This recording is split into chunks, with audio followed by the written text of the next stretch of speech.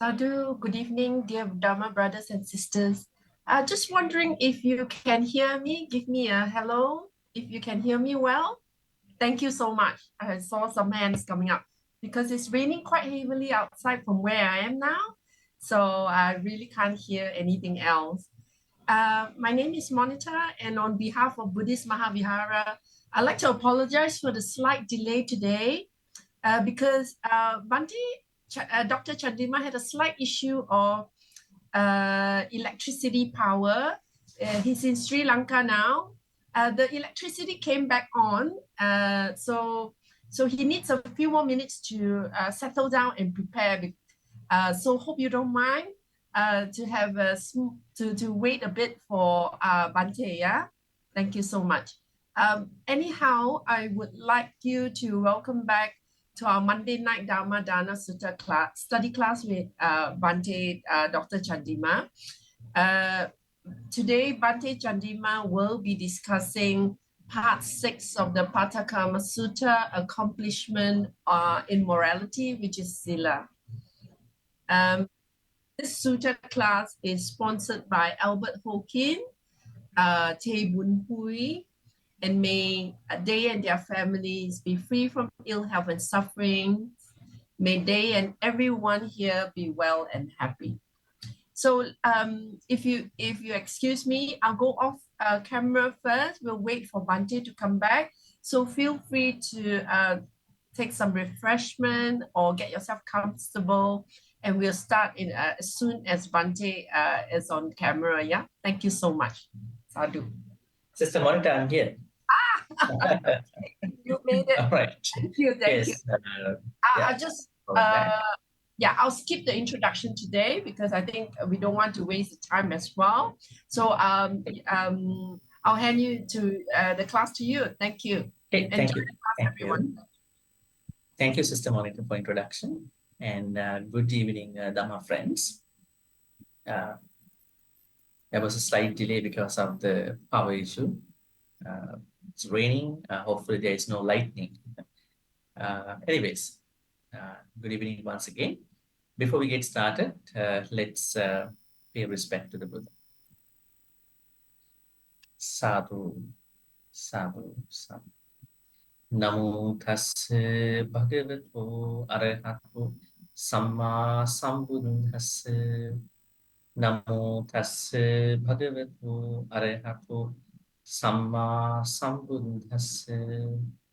Namo tassa bhagavato arahato samma sambuddhassa.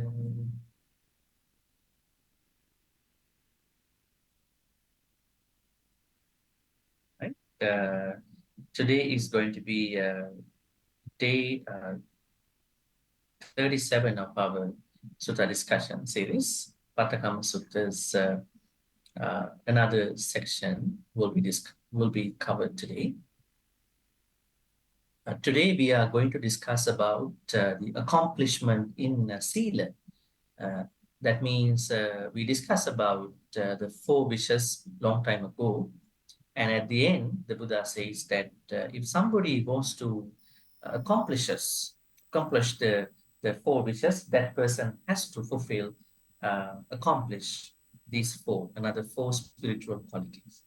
And last Monday, we discussed about the first accomplishment, that was Saddha, trust about the Buddha initially. And it also includes Dhamma and Sangha.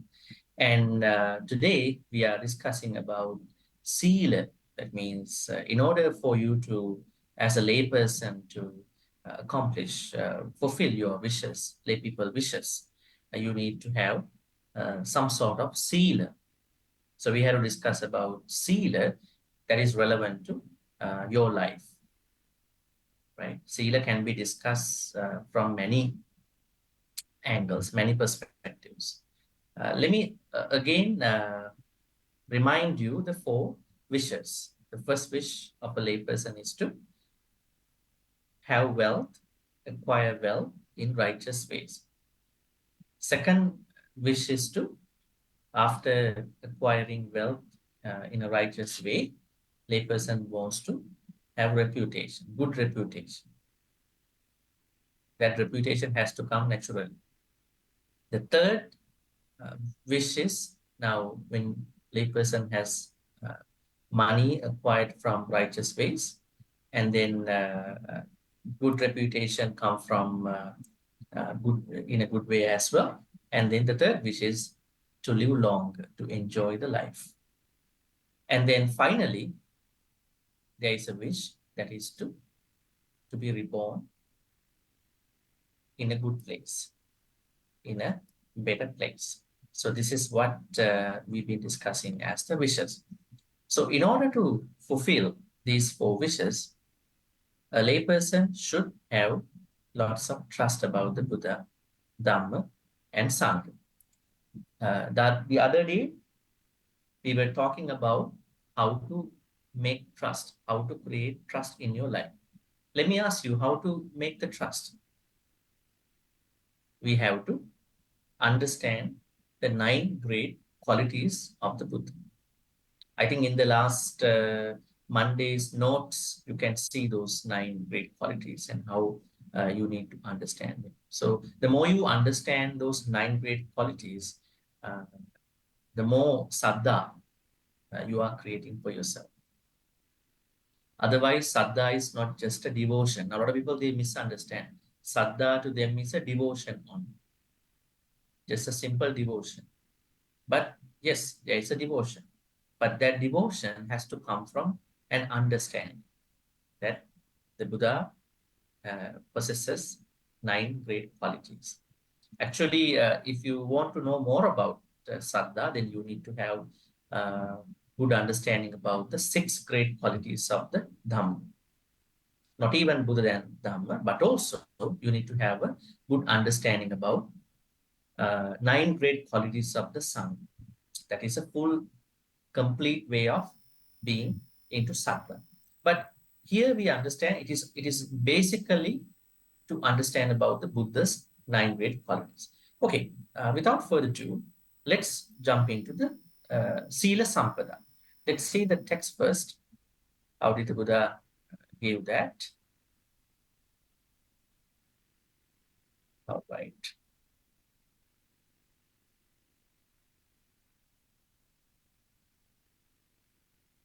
Okay. This is how the Buddha describes about uh, Sila Sampada in the Pattakamma Sutta. Katamacha Gahapati Sila Sampada. Ida Gahapati Arya Savaku Panati Pata Pativirato Bhoti. The rest we have to understand. Adinadana Pativirato Bhoti. Kamesu Michachara Pativirato Bhoti. Musavada Pativirato Bhoti. Suramereya Majjapamadattana Pativirato. Ayang Uchati Gahapati Sila Sampada. Now, what is the layperson sila? Is it something very big? No, it is just the practice of 5 precepts. What is the Pali word for the 5 precepts? Pancha Sila. Pancha Sila. Pancha means 5.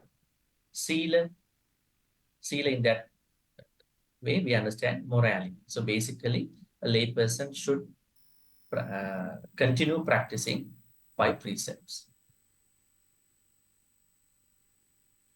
But actually, a lot of people, they are confused. Sometimes they have the precepts. Now, there are 2 things to understand. Sila and Sikha. There are 2 things. Huh? Let me write it for you. Sila.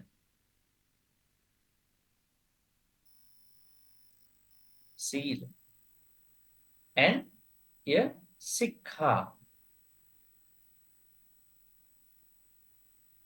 Sikha. Sikha. Because Panatipata Veramani, Sikha. Adinadana Veramani, Sikha. Sikha. Sikha means, what does Sikha means? Any thoughts? Sikha means a precept. You want to practice keep your sila, so you need precept to do. Don't worry about 8 precepts. Here, as a layperson, you are going to practice 5 precepts. Right? Before we go there, let's understand Sila. So I'm going to go to the notes, but today's notes have to be further revised. I'm going to revise again, so don't print out that. Probably by tomorrow you can see the final version. But by now, I'm going to show you this part. What is Sila? What is Sila? Actually, what is Sila? Is Sila Buddha's innovation? Or Sila is something that was before the Buddhas? What is the Buddha's idea about Sila? We have to discuss those things initially. Now, even before the Buddha started his Sangha, probably his everything, there was a very famous, and there was, and there is, even now, uh, religious order, we call it Jainism. Jainism, Jains, Nigantanath Buddha's, Buddha's teachings. Nigantanath Buddha or Mahavira, he practiced a lot of sealers. Now, those sealers even went insofar as not taking showers, not cleaning oneself, and it went up to so many very difficult practices. Now, the Buddha's question is that Sila has to be practiced with a purpose. If that particular practice of Sila does not lead to become a better person on one side, on the other side, it does not help someone to attain Nibbana, then that Sila is not a Buddhist Sila. We call it a Silabbata Paramas. What do we call it? We call it as a Silabbata Paramas. Silabbata, Silavata. It is a compound term. So the Buddha did not like that idea. He removed Silabbata. That means you don't need unnecessary Sila. You only need Sila, certain Sila requirements in order to become a better person, and then to additionally to attain Nibbana, to endure samsara. So please keep in mind, we have a very difference. We have to understand the difference between the Buddhist Sila and the Sila before the Buddha's time. But during the Buddha's time, in other person's Sila, especially the Jain Sila and Sila of other people. So there is a huge difference between those two. Because you can remember what 5 ascetics Panchavaggiya Bhikkhu told the Buddha. Panchavaggiya Bhikkhu told the Buddha that you should not eat for many, I would say, many probably days, probably long term, and then you can't eat, and then you can't take showers. And so there were a lot of things that he practiced from 5 ascetics. So those practices, they are mostly from the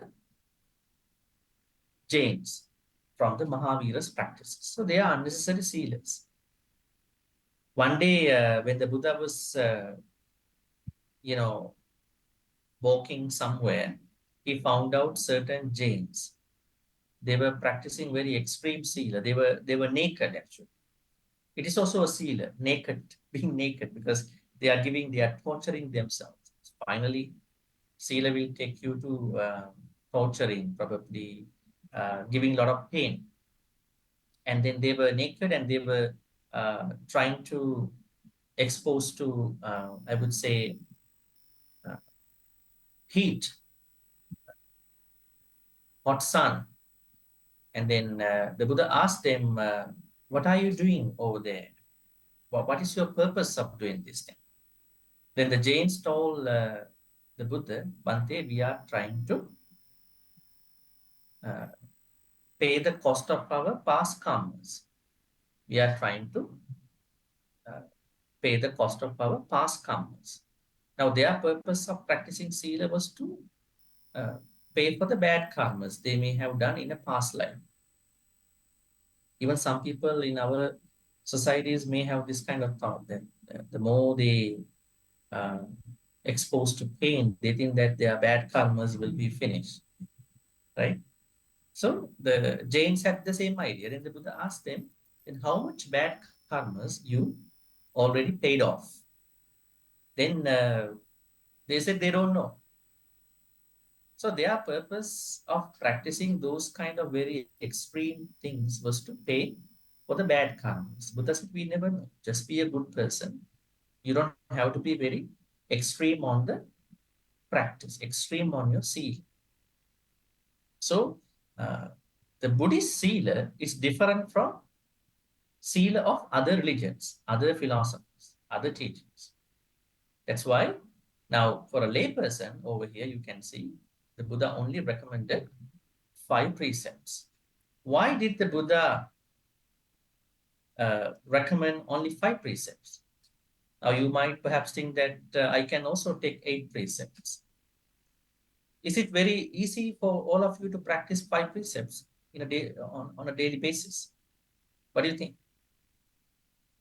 Even to practice the 5 precepts is also very challenging, isn't it?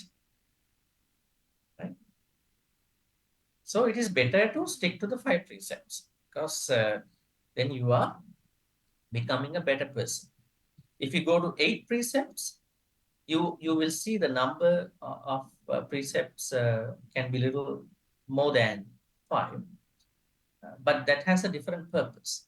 But 5 precepts are very much enough. So in order for you to become a person who is going to accomplish Sila, you need to uh, definitely maintain. Some people, they practice Sila on a day, but then they are going to lose them. You need to practice and then continue practicing of the 5 precepts. So then in that case, now I tell you today, Buddhist Sila and non-Buddhist Sila, they are 2 different Silas, especially the Sila of the Jains, Niganta Sila.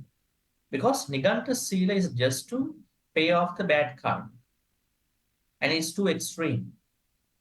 There is no purpose to attain Nibbana. So we have to understand that Buddhist Sila has a difference. With that understanding, now let's go into the Pali word called Sila. Sila. Now, Sila in our Dhamma path, our spiritual journey, represents a very important uh, aspect. Why is it?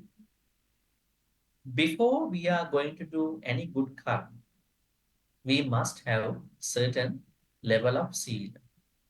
Does Sila have certain degrees when the way how people practice Sila? Yes.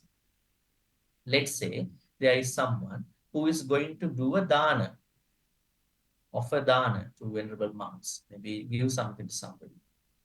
But if that person has no sila, that dana will create less good karma. Right? So the Buddha says that it is very important to be virtuous before doing any good karma, even if you start from dana. What about a very good example? Meditation. We all like to meditate, right? In order for you to meditate well, you must have you must have continued practicing Sila. Why is it? Sila is very helpful for you to stay focused. So, number one is that it is very important to have the Sila at the beginning. And on the other hand, Sila is the only way by which we can reduce our regrets, remorse about our life. Now, if you look at your past many years, maybe your life, If you happen to feel like you are very remorseful about your life, it is mostly the timings or events where you could not practice certain sila. At least you could not even practice the bare minimum 5 precepts. So that's why sila is important initially before doing any good karma. Be that dana, bhavana, patti, pattanumodana, or whatever the good virtues. Even if you take any virtue, be that a dana, maybe a meditation, dhamma talk, dhamma discussion, retreat, right? So sila is mandatory. Without sila, you are not able to feel that purity, feel that what you call the flow in your spiritual journey. That's very important. Not even it is very important to have it at the beginning, but also sila is the only way you can minimize your remorse. What is the Pali word for remorse? Regret? What is it? It is one of the 5 hindrances. Uh, You can see under a compound term, uddacha kukkucha. So the Pali term for remorse is kukkucha. This one, kukkucha. Kukkucha. Kukkucha means remorse. Kukkucha means remorse. That means uh, if you practice sila very well, 5 precepts basically initially, then you are minimizing any chances of having kukucha, right? Now, there are people who are going to practice meditation. They say, I have a big issue. What is the big issue? I am very remorseful. I am very regretful about my Dhamma journey. Some of my worries come from kukucha. Then what can I do to kukucha? Let go. How to let go? Can I just let go by thinking, hey, I done a bad karma in my past, few years back, even yesterday, maybe I had to let go. Can you let go just by thinking? No, you have to have an action. See the answer, right? That means you must have a certain sila to let go. You can't just let go by thinking, hey, I want to let go of my bad past. I want to let go of those people. You must have a certain sila to uh, help you letting go. So that thing is very important. That's why seal is very important. It's not an isolated quality. But the seal has to be properly practiced. You don't need to be very much too much onto sealer, but just understand how does sealer relate in your life, and then continue practicing. All right, now there are many English translations for sealer. Say good conduct. They say virtue. We could say morality, or maybe discipline. Is discipline very important in our practice? Is discipline very important? It is very important, right? You can't do anything without discipline. Even if you want to give a dana, do a meditation, listening to Dhamma, practicing, even to be tolerant, even to forgive yourself, even to forgive others, you need a lots of discipline. That discipline part, uh, you will get that discipline part from sila, but not unnecessary sila, not too less sila. Basically, the 5 precepts.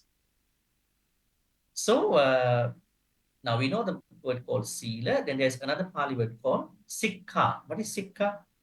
When you want to be moral, then you need to probably pick up certain precepts. Now in your practice, you are going to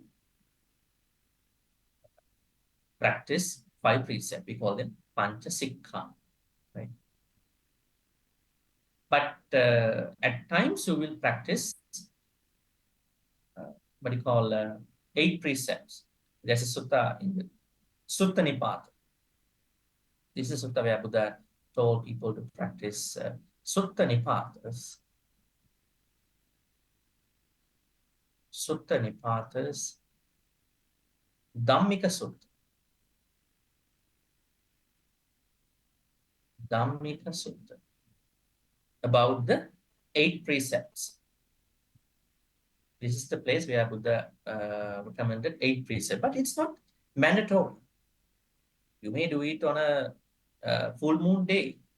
Your main sila is 5 precepts. Now here Buddha says, your sila sampada, if you want to accomplish, let me ask you, do you think that people are accomplishing in their sila, or they are just trying to practice in their own way? If they are practicing sila very well, they must be able to accomplish in sila. Accomplishment is very important. Yeah, maybe somebody who is reading a lot, who is practicing a lot, but they are not still able to accomplish in that practice to a certain extent. So accomplishment in terms of sila is very important. How can you accomplish in sila? It is only by practicing the 5 precepts continuously. Okay. All right, now let's talk about 5 precepts. That's important, right? 5 precepts. Who was the first person to ask people to practice 5 precepts? Was it the Buddha? All the 5 precepts, was the teaching of 5 precepts pre-Buddhist? Was it given by the Buddha, or was it given by somebody maybe long before the Buddha's time? What do you think? 5 precepts was not laid down by the Buddha. It is an ancient teaching.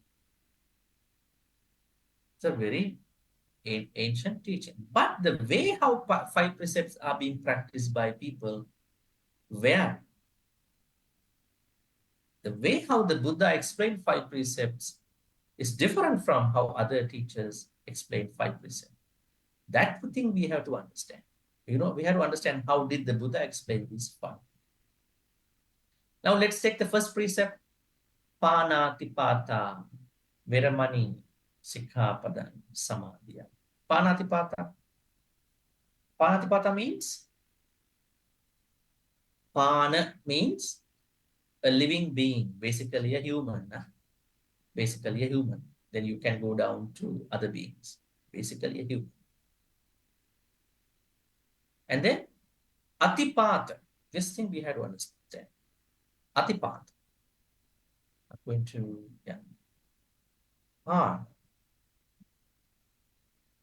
Ana is a living being. Living being. Then we have called Atipata. Pata means fall down. Ati. Now fall down. Ati means you are causing a being's life to fall down abruptly. Pata. Pata means patati. Pali we have a word called patati. Patati means, we have it right in.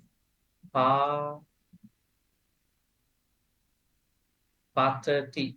Patati means fall. Fall. Fall. Fall from what? That being's life. You are causing a being's life to fall abruptly or maybe strategically. Pana atipata. Pana means a living being. Pata means fall. But then atipata means you are causing a life of a being to fall off from that life. That is panatipata. Just be careful initially about other beings, other human beings. Sometimes there are a lot of human beings who are really caring, loving other animals, but they are not giving the same metta to other human beings. Right? There are different people in society. They are very much loving other beings. Right? So we have to, in the first place, we have to take care of other human beings. Then the rest of the beings. Because human beings are the ones we are interacting in our daily life, right? On a daily basis. So how not to, how not to do panatipata? We have to be very much careful about how things can happen, how panatipata can happen in our life. What could be the reason for panatipata? Anger, hatred, ill will is the very immediate cause. We call it vyapada. Then we have to stop creating vyapada. That's the answer.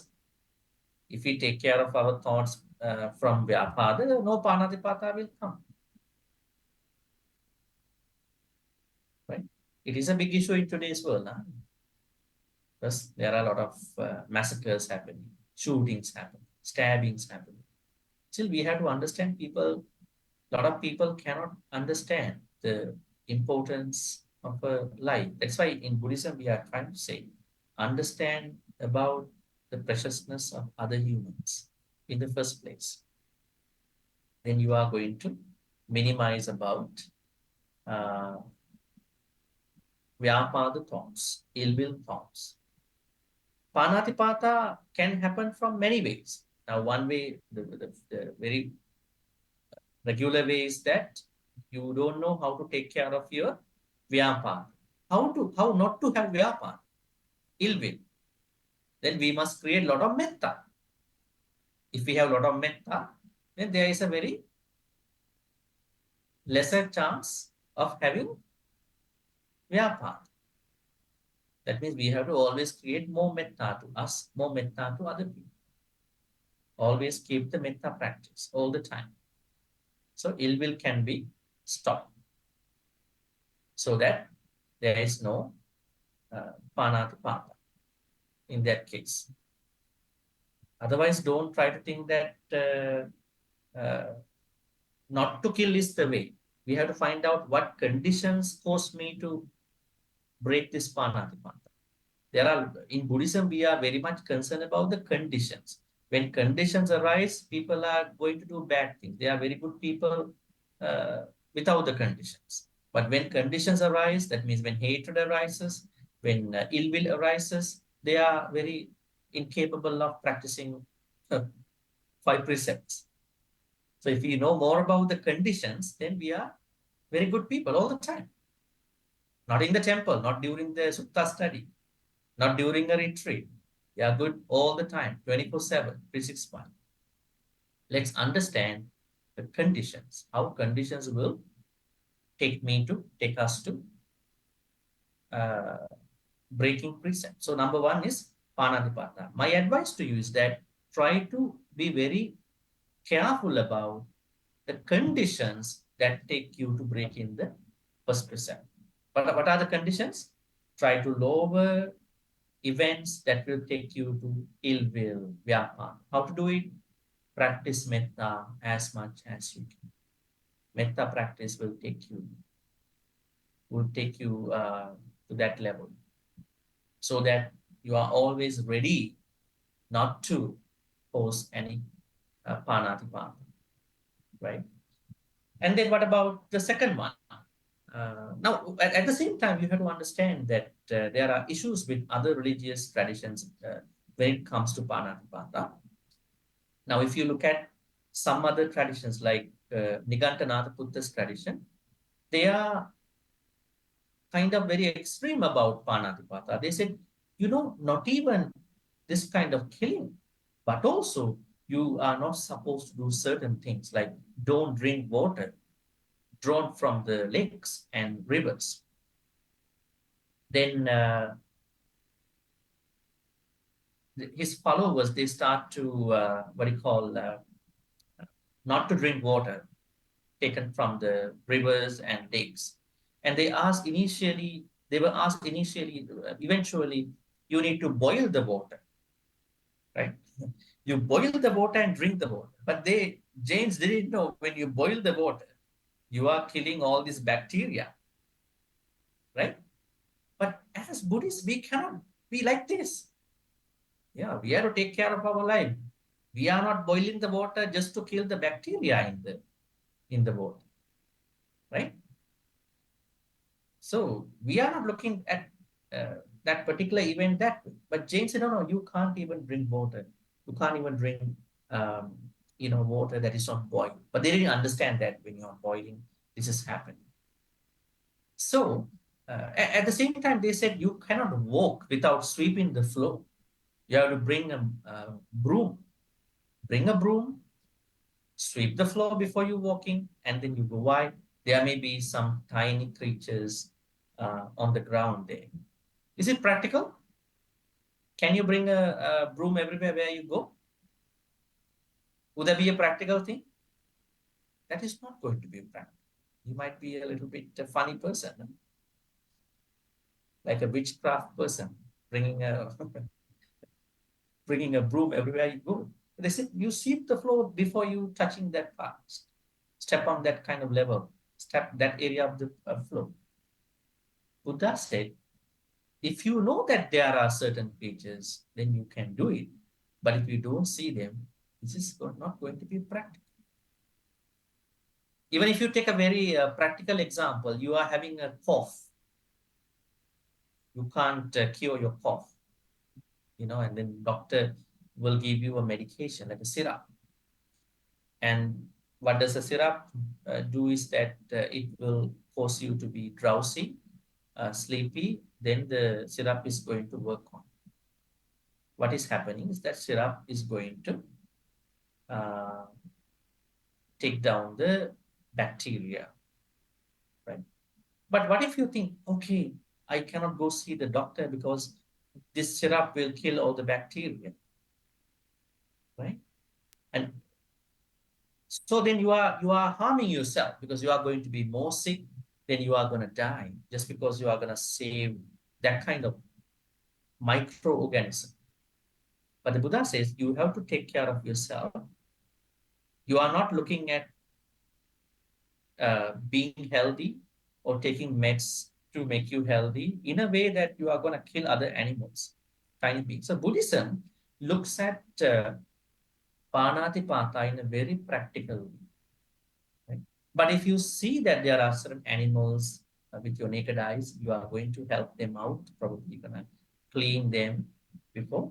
But other than that, you are not going to be not practical, impractical about those events. Got to be very practical. Now, let's say you are driving on the highway, right? It's a very good example. You are driving on a highway. Suddenly, there is a certain animal who is crossing the highway. A lot of cars coming behind you. You are going to think, I'm like very much curious and careful about other animals. I got to stop my car before I run over this animal. Can you stop your car on the highway at that point? What will you do at that point? You are going to create a very risky situation. You're going to stop, and other cars cannot stop in time. They're going to crash onto you. Many people are going to die, right? That's why Buddhism teaches us a practical seal, not an impractical seal. That is the James one. Practicing the practical seal means that there should be a seal we could practice practical, not impractical. Right? And the purpose of practicing Sila is to become a better person and more importantly, attain Nibbana. Right? Other than that, don't try to practice Sila Bata Paramas. This word I have to write down for you. It's a compound word. This is what the Jains did. Sila Bata. Sila Bata. This is a compound term. Huh? This has two words. Sila is one word. Vata means water. Vata means cult. Cult. Sila attached to cults. The meaning of this word is Sila attached to cults. Have you ever seen some Buddhist people practicing cults? C-U-L-T-S. Are they? In some countries, they practice not Sila, they are practicing Silapathas. Why? Culture. Because of the cultural events, they have added certain cults. We are not going to criticize anybody. They have their own ways. But the Buddha said, don't bring cults to your sila. The moment you bring cults to your sila, you will never become a sotapanna. Because if you want to become a sotapanna, there are 3 fetters you have to own. Silabbata paramahasa is one of them. Sakkaya ditti, vichikicha, silabbata paramahasa. Buddha knew that a lot of people practice sila in the wrong way. They practice sila in the wrong way. So they must practice sila in the right way. That's why the Buddha said, be practical.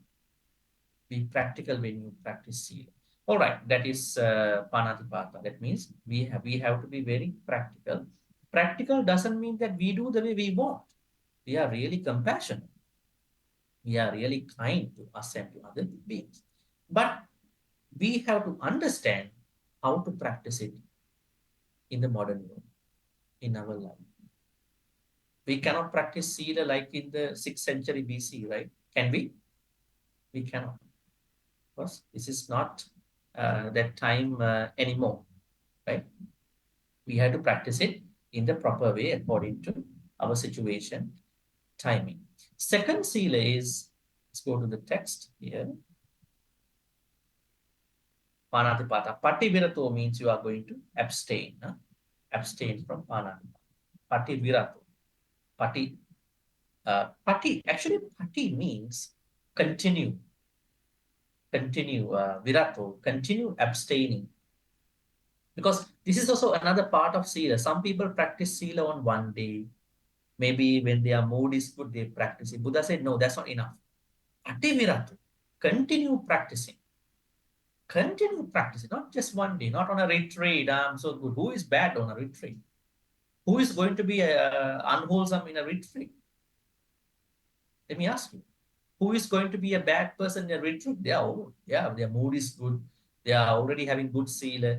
But the Buddha said, this sila has to come to our normal life. That means we have to continue practicing. That is why it said, Pati Viratu. Continue abstaining from the wrong side of the sila.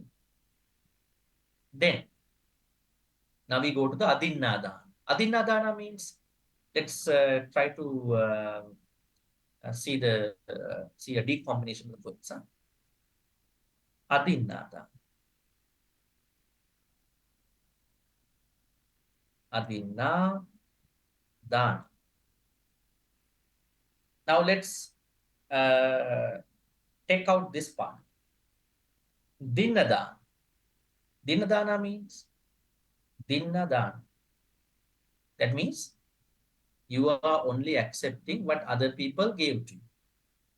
You are not going to take what is not belong to you. Right? So when you add A, Adinadana, things that were not given to you. That is called Adinadana. Adinadana is a very big, also a very large level of precept. That means you are not going to take what is owned by other people. Let's say even you are not going to sexually misconduct. Maybe somebody is a part of somebody else's family. You understand? I'm not going to steal other people's belongings. Not even I'm not taking any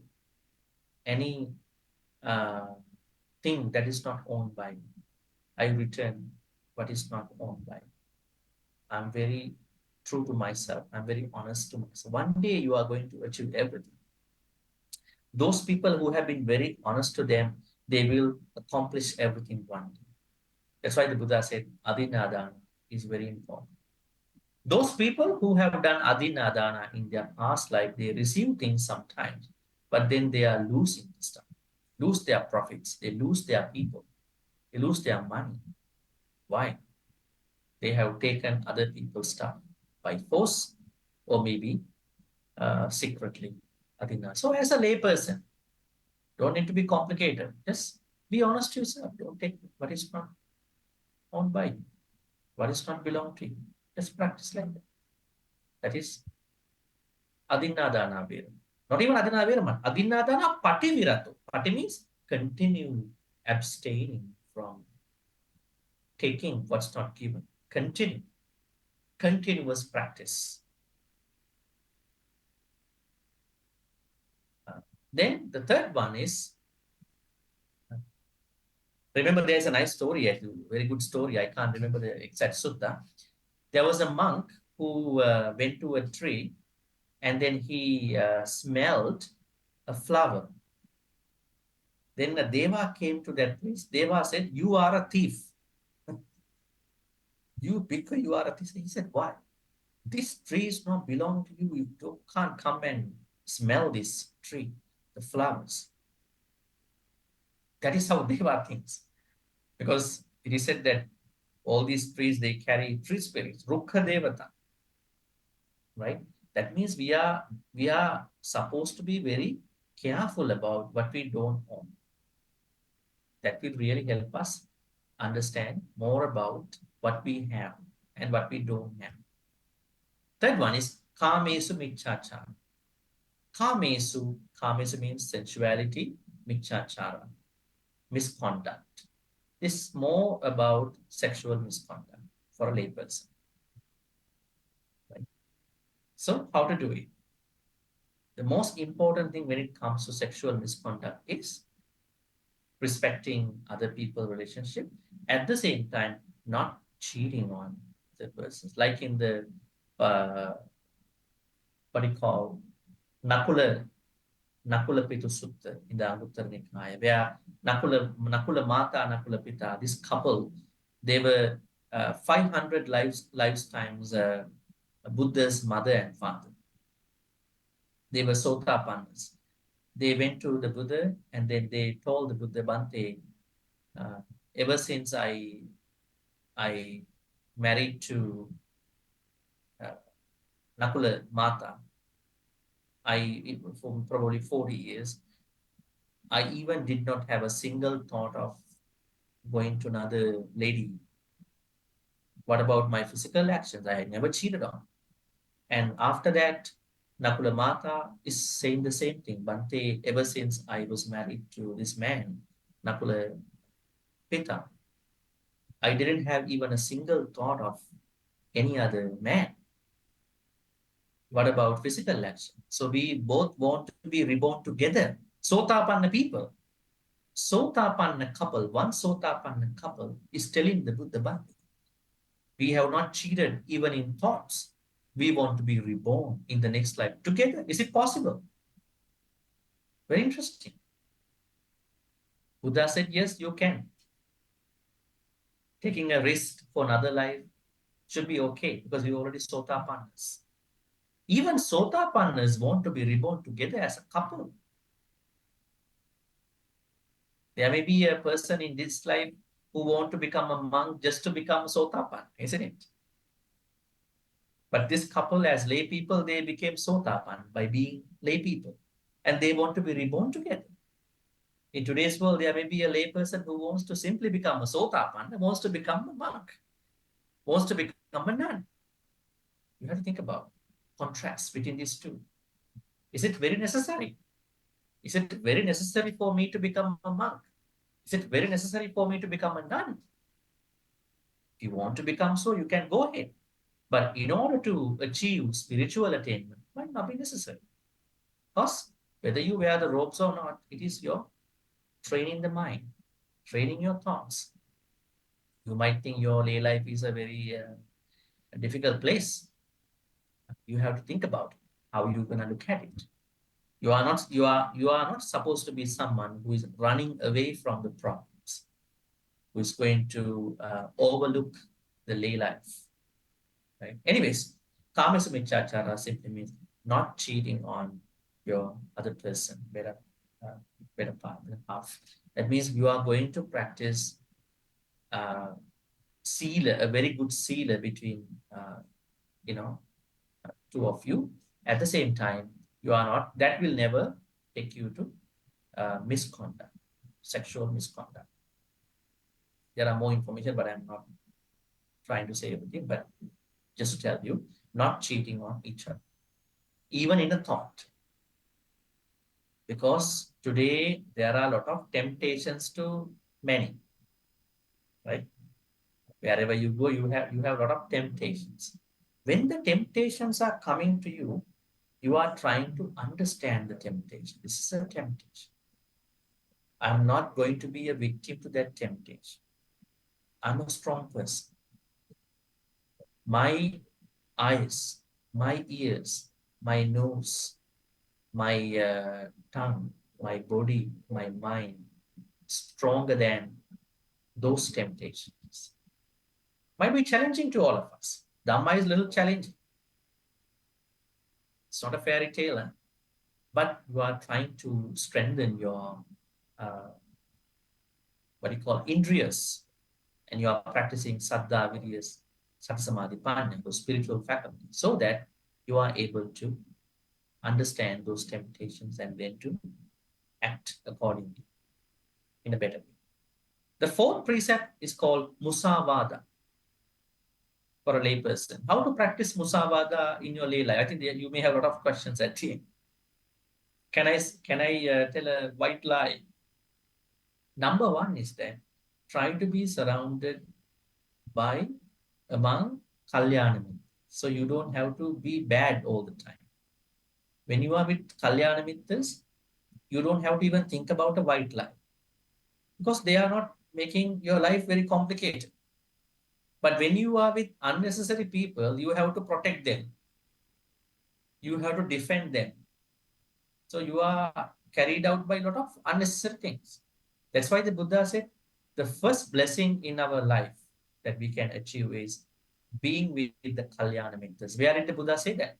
Asevana cha balana panditana cha sevana. First blessing in our life is not going to a temple and listen to a Dhamma talk. First blessing is being with the Kalyana Mitras, wise people. One day, Bhante Ananda was telling the Buddha, Bhante, I think 50% of our spiritual journey depends on the Kalyana Mitras. Buddha said, no, don't tell like that. The complete spiritual journey, Noble Eightfold Path journey to Nibbana, consists of Kalyana Mitras. Sometimes you know a lot of Dhamma. You want to practice, but you cannot practice. Why? You are with the unwise people. You are with the Mahavamittas. Your life, the way how you are doing with other people is not okay. That means, in order for you not to tell a lie, first thing is always try to be surrounded by the Kalyanamita. So you don't have to lie. I mean, I'm talking those about those people who are very conscious about lying, but they say no, we can't help not lying actually because of reasons. So for them, they can choose to be with the right people, Kalyanamitas.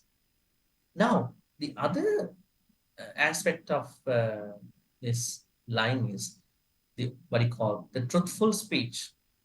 That means speaking the truth. This is very important in our life because you see everywhere nowadays there are misinformation, even on internet, right? If you go to Google something on internet, a lot of information on Google, they are not verified information, isn't it? They are not verified information. There's some maybe people have been adding misinformation. If you want to go to a verified information, you have to go to a certain verified website, even for medical information. Otherwise, don't type and search things from misinformation websites. Dhamma is also the same. If you want to learn the true Dhamma, you have to search the proper places of Dhamma, true Dhamma, and learn the true Dhamma. So, while trying to be associated with the Kalyana Mittas, always try to practice truthfulness. Truthfulness is very interesting, very important. When you are always trying to speak the truth, then You feel very honest about you. You feel that you can practice more Dhamma, right? So try to make a lot of ways to practice Satya. Satya means truthfulness. Now, I always mention this. There is a Dhammapada stanza where it is said 3 ways to become a Deva. If you want to become a Deva in your next life, you must practice 3 things. Number 1 is Satchang Bhane, speak the truth. Always speak the truth. But there may be challenges, like challenges such as you are surrounded by Papa Mittas. You can't speak the truth. They might criticize you, you can't survive, you can't stay with them. That's why we have to lay the groundwork. How to lay the groundwork? You are trying to be surrounded by the good people. So you don't have to do bad things. You don't have to make a lie. First thing is speak the truth. Second, Satchang Bani, na Pujjaya. Do not become angry all the time. We might be angry, but if we know that we are having anger, that is the good thing. Some people, they are not even understanding that they are angry. Try to minimize, reduce your anger. Do a self-reflection. Practice yoniso mansikara, wise attention, reflection, so that you are not going to get driven by so much anger. So, what do you mean by the second thing to become a deva is understanding your anger, at the same time, lower your anger. Third thing is Dajja Paspimpiyanchito. Give what you can. Be generous with what you can. We all have our affordability levels. Try to give what you can. So speak the truth, not become angry, and give what you can. These 3 things will take you to become a deva. Next slide. Now, even in this stanza, it is clear that what you call being truthful is a very, very important thing. Now, it is said that Shakyamuni Sambuddha had a special privilege when he was talking, when he was giving Dhamma talk. There is a blue lotus smell coming out of from his mouth, because since he started practicing paramitas, perfections, he never lied to anybody. Right? Being very truthful about life is very, very important. So, I mean, that is a larger purpose. So, in your lay life, try to speak the truth all the time. But on the other hand, there may be a certain thing to think about. Technical lie, non-technical lie. There are sometimes situations where you have to be wise. Let's say you are going to speak the truth, then 2 people are going to fight each other. Right? In that case, you don't want them to be in fight. So you are going to say that maybe you are not going to talk about. You are going to delay talking that truth. Maybe you may have to say something else. Why? You have to always make sure that there is enough safety for other beings' life.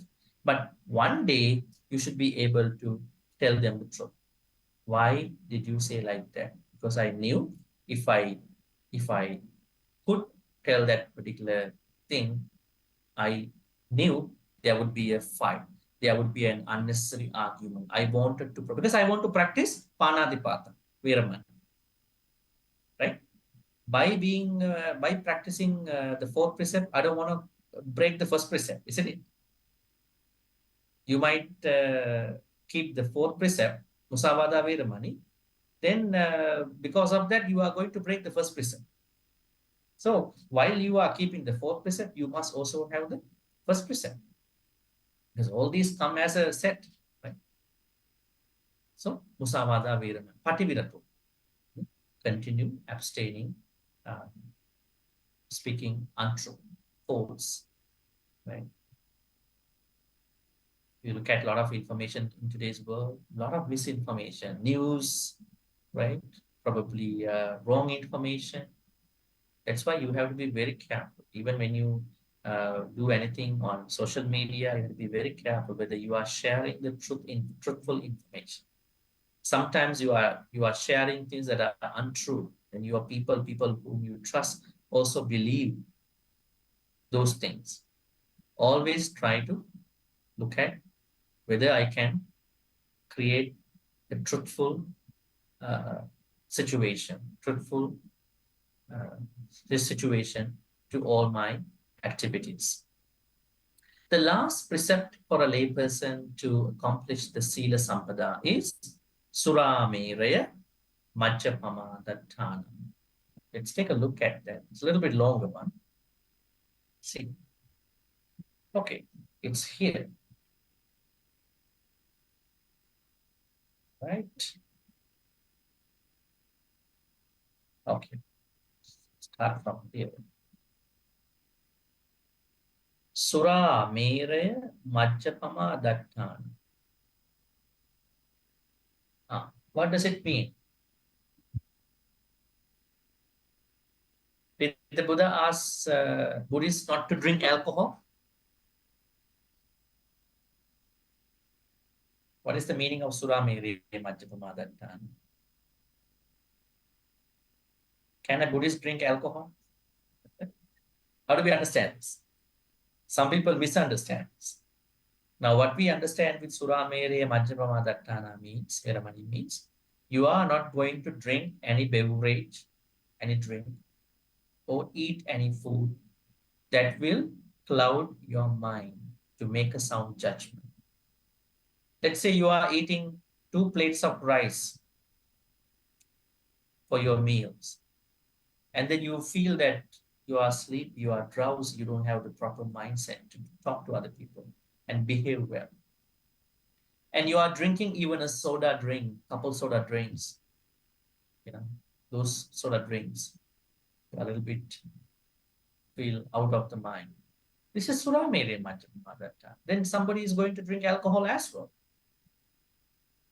concentrated or fermented. So what is to be understood with the Surameraya precept? Let's go and see again here, is to avoid.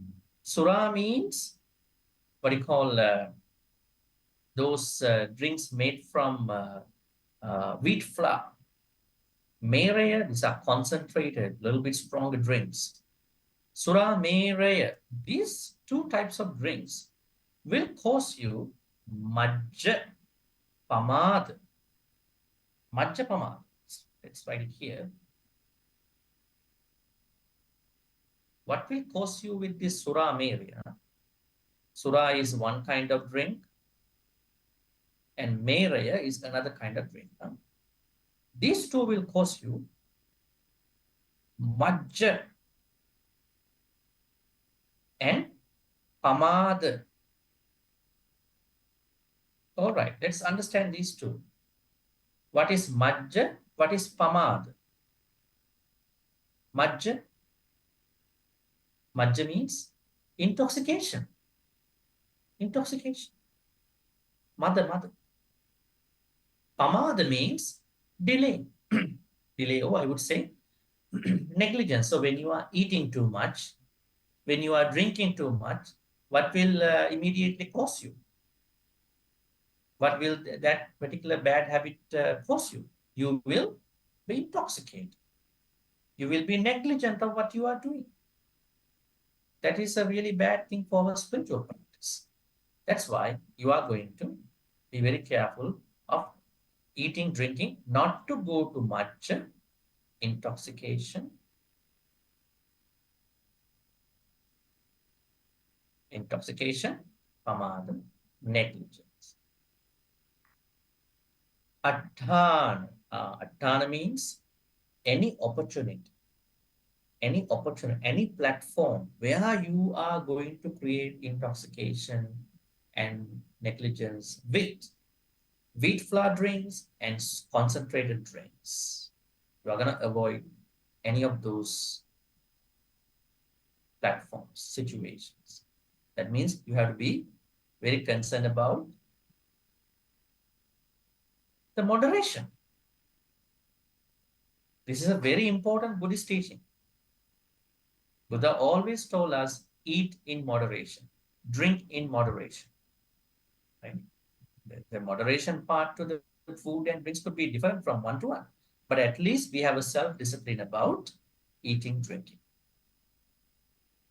If all the people in this world are very much concerned about Sura Mere Majjapama Dattana, can it cut down two-fourths of the problem, two-thirds of the health problem, non-communicable problems, health diseases in the world? Yes, there will be no diabetes. There will be no heart issues. Why? Unless they are genetic. If they are coming from bad practices, bad eating, they will understand I'm not going to eat too much. I'm going to eat the proper food, nutritious food, because I practice Sura Mere Majjapama. Because it's about the moderation. If people eat in moderation, they will never get sick. Very, very important. I think in today's world, everybody is health conscious. So that is what we are going to learn about Sura Mere. But unfortunately, a lot of people misunderstand. They are thinking not drinking alcohol is the Sura Mere Majjapama. Who is not drinking alcohol even when you drink syrup, cough syrup, you are drinking alcohol, right? Even when you eat, when you drink a lot of juices, you might drink some alcohol. It's about not drinking, not eating anything beyond the moderation. But of course, drinking alcohol is not good. That's a fact. So we are not supposed to. It's a personal choice. But not even drinking alcohol. Don't eat, don't drink anything too much. Even anything, even a normal food, anything else. So that's very important as a layperson. As a layperson, you are going to eat in moderation. That's what we understand by the fifth. What a wonderful way of practicing sila. Practicing a lot of metta in terms of panatipata. Practicing a lot of honesty about what you have, a lot of dana towards adinadana. Practicing adinadana. Not cheating on your better half, loving your person very much, truly, honestly. So, not creating, not breaking thereby the karma sumichanchara. Being very honest about you, being very honest about what's happening and practicing musava, veramani, and eating, drinking in moderation and becoming a more, what you call, healthy person to feel the life and practice more dhamma and one day going to die peacefully. This is how you're going to create Sila Sampada, accomplishment in Sila. Let's go see once again. Katamacha Gahapati Sila Sampada, householder, what is the accomplishment in, I would say, morality? Sila, Ida Gahapati, Arya Savu, noble disciple, you, Panatipata Pativiromurti, not only practicing Panatipata, but also continue practicing Panatipata. Pati Viratu, continue Pati. And then not even practicing Adinadana, but also keep practicing Adinadana, Viramani. Not only practicing Kamisamichachara, but also keep practicing the opposite of Kamisamichachara. Not only practicing Musavada Viramani, but also keep practicing Musavada Viramani. Not only practicing the opposite of Suramere Majjapama, also keep practicing Suramere Majjapama, opposite of that. And then this is how a layperson will accomplish, achieve the highest level, the provision, the full benefits of their sila. If lay people don't practice sila this way, they will never get to the provision, to a level that they can feel that my sila is very wholesome. I can feel that my sila is growing and I feel I'm growing in my sila. All right, that's about today's discussion. Any questions now? Till somebody asks a question. I want to say for next week, we're going to be doing the Chaga Sampada, third accomplishment, right? But just giving some thoughts about it. Any questions about today's accomplishment, seal?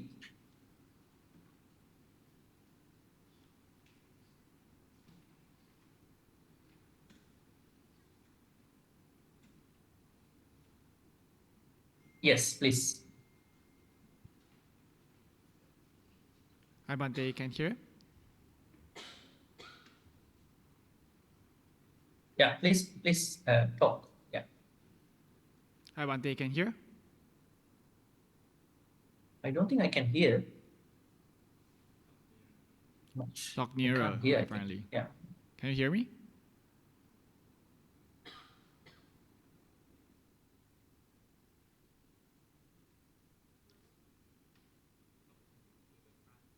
This one?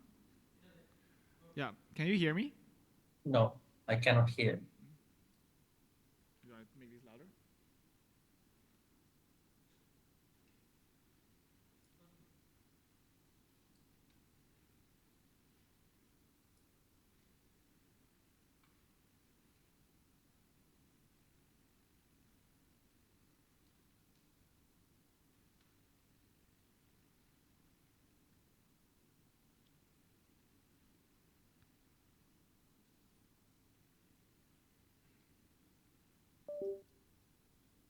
Check.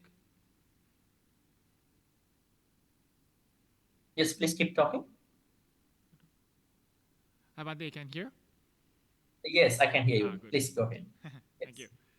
Great. I have two questions today. One on the first precept, Panatipata, right? Like, you explained a lot about the specification, but one is common question is about like pests at home. So, you know, if we have pests that might bother us, like mosquitoes, spiders, etc., that live around the house, kitchen, toilets, how do we think about that?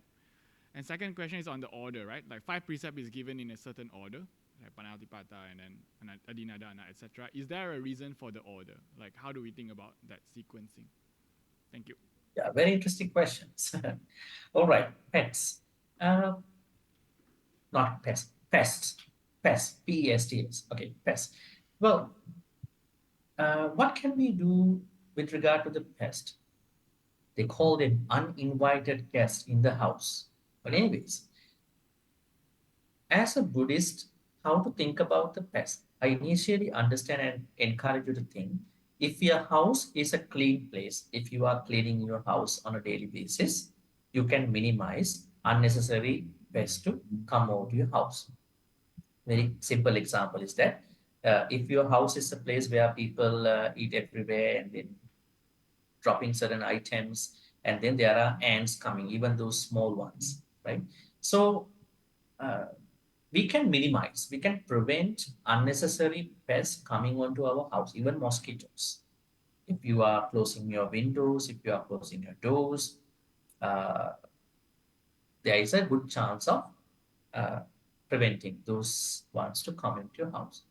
But now, sadly, they have come inside. Maybe something has gone wrong in the household, right? So now there are pests.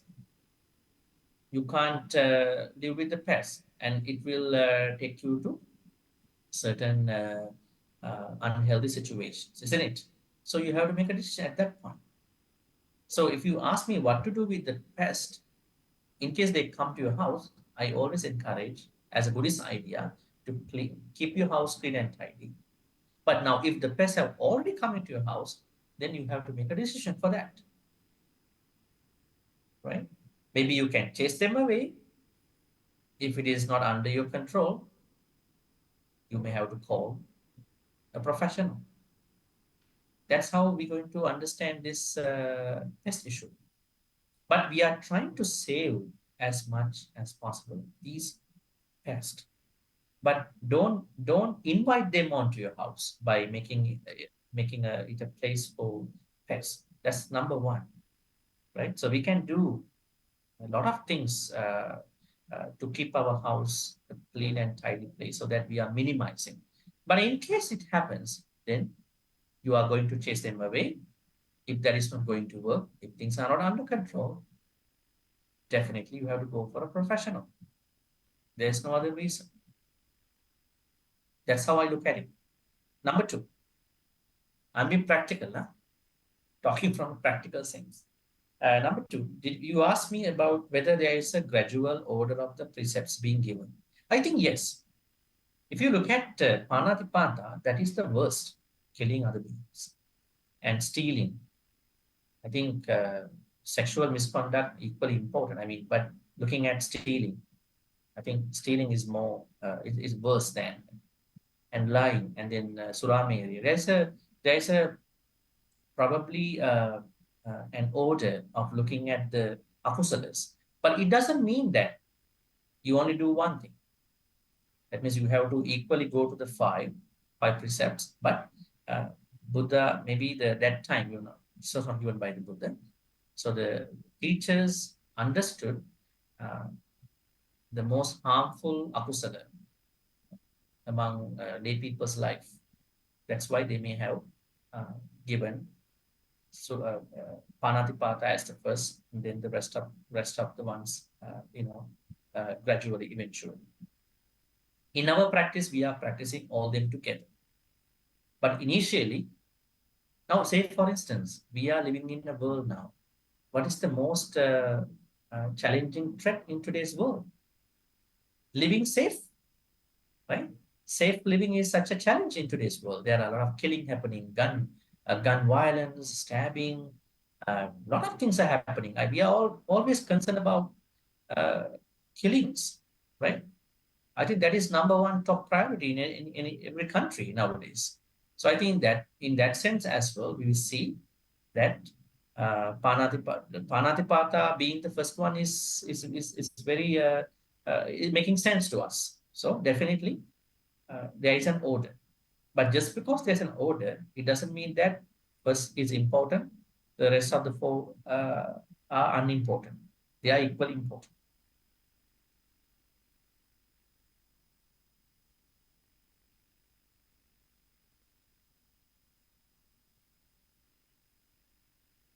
Right? Other questions?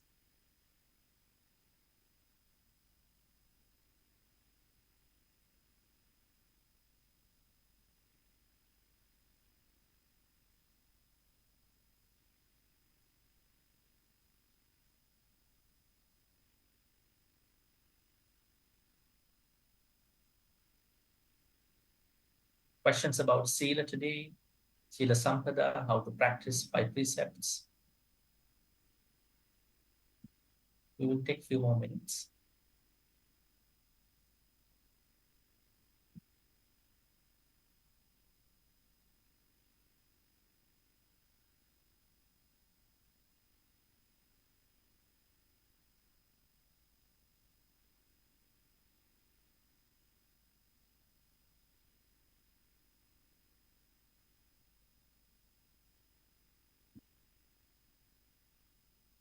Now the Pattakamma Sutta mentions the Pali word Pativirato. It's very important. Pativirato means continue practicing.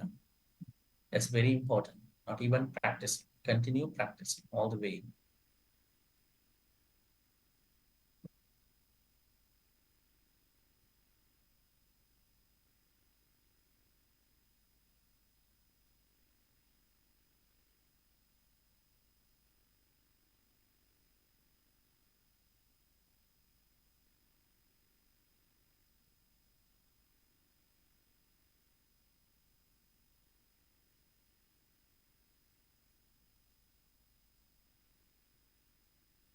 Right. Seems that no questions.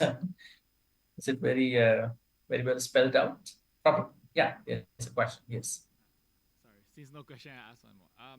In this for Surah Maraya, there is some I think I interpretation. can't hear again. Something happened Can you hear? to the mic. Can you hear? I just unplug it again.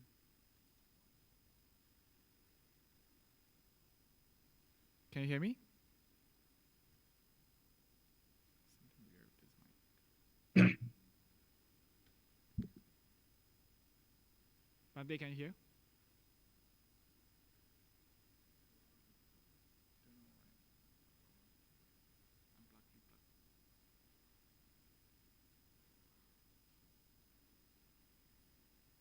Oh, okay. Check. Still no connect.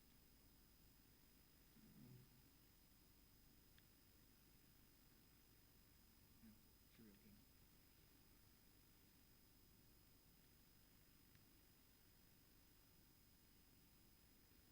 Check one. Yes. Yeah, I can hear. Yeah, sorry about that. So my question, the second question is on the sorry, third question is on this Oh, Surabaya. again, I can't hear. Probably. Maybe it's my Anyways, voice. Can you hear me? Tess, can you hear me?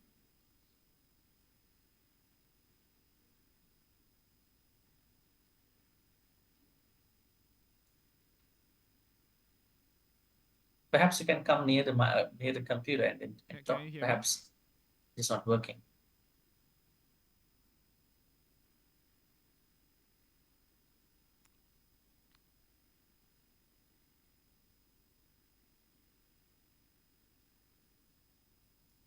Testing. Can you hear me?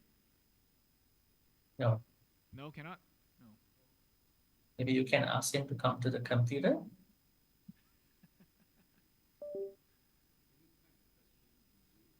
don't know. I'm okay.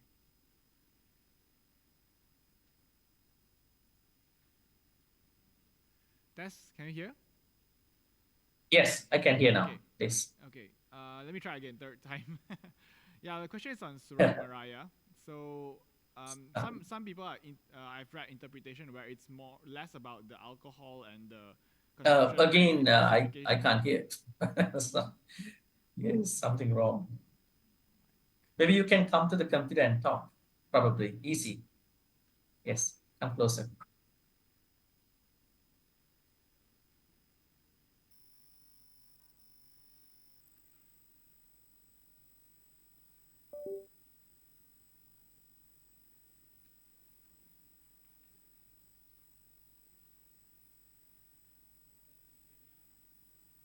No.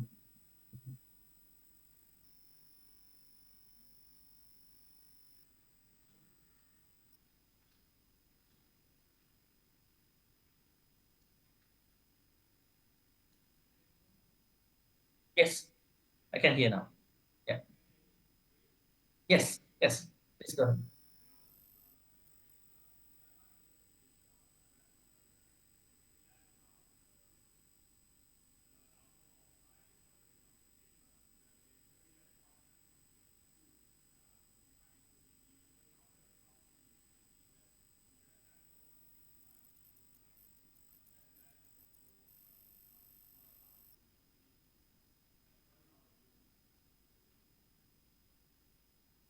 All right. There is no such thing as an attachment to the food. I think everybody is attached to the food. What is it said is eat in moderation. Whatever you eat, whatever you drink, because they are personal, customized things that people like to eat. There's no harm on that unless you think that it's good for you. But what the Surameria precept brings up is to have a moderation in your food intake. That's very important, right? Being health conscious, eat in moderation. There's no such thing you can't eat a chocolate. You can eat a chocolate, but don't be chocoholic. Don't be chocoholic. Don't be too much into that. You are creating your own discipline, right? There's no such thing you can't eat rice, but you are going to eat in moderation. Now, moderation means quantity of the food, and you are concerned about the moderation level of your body. I think that's the only thing that Suramere Majapama Dattana brings up. Otherwise, there is no such thing that you cannot eat this and that. You have to, of course, we have to look at everything without having upadana, no upadana for anything. But there's no particular food, no particular drink that you have to avoid unless they are unhealthy. But the main thing to consider, be concerned about Suramere is to eat and drink in moderation. All right, I think now we are going to wrap this up, our Sutta discussion for today, by transferring on good karmas to departed ones and share good karmas with the Deva Naga. May all the good karmas which we be making today by learning the accomplishment in Sila, we call Sila Sampada. May all the Dhamma things that you learn today be transferred to departed ones who passed away in the name of all of us. May they be well and happy. May they attain the supreme bliss of Nibbana. Sadhu, sadhu, sadhu. Idam me nyati nang huntu sukita huntu nyatayo. Idam me nyati nang huntu sukita huntu nyatayo.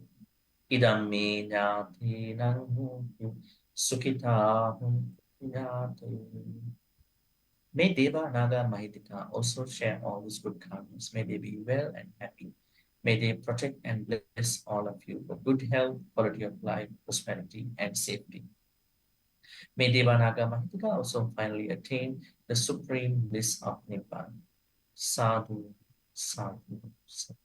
Ittavata cha ammehi sambetang punya sampadang sabbe deva anumodantu sabba sampatti siddhya. Ittavata cha ammehi sambetang punya sampadang sabbe bhuta anumodantu sabba sampatti siddhya. Ittavata cha ammehi sambetang punya sampadang sabbe satta anumodantu sabba sampatti siddhya. Akasatta cha bhummatta devanaga mahindika punyantang anumoditva chirang rakkhang sasanang. Akasatta cha bhummatta devanaga mahindika punyantang anumoditva chirang rakkhang pudesanam. Akasatta cha bhummatta devanaga mahindika punyantang anumoditva chirang rakkhang tumang paranti chirang rakkhang tumang sadati. At the same time, we always make a wish to be with Kalyana Mitras, not only to be surrounded by Kalyana Mitras, to be reborn with Kalyana Mitras till we attain Nibbana. It will help us sustain, deepen our Dhamma path.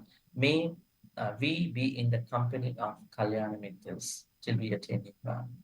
Thinking thus, we're going to Imina punya kamena mami bala samagamu satang samagamu hotu yavanimbana patya. Finally, may all the good karmas which we've been making today in today's Sutta discussion be supportive and helpful for all of us to attain supreme bliss of Nibbana.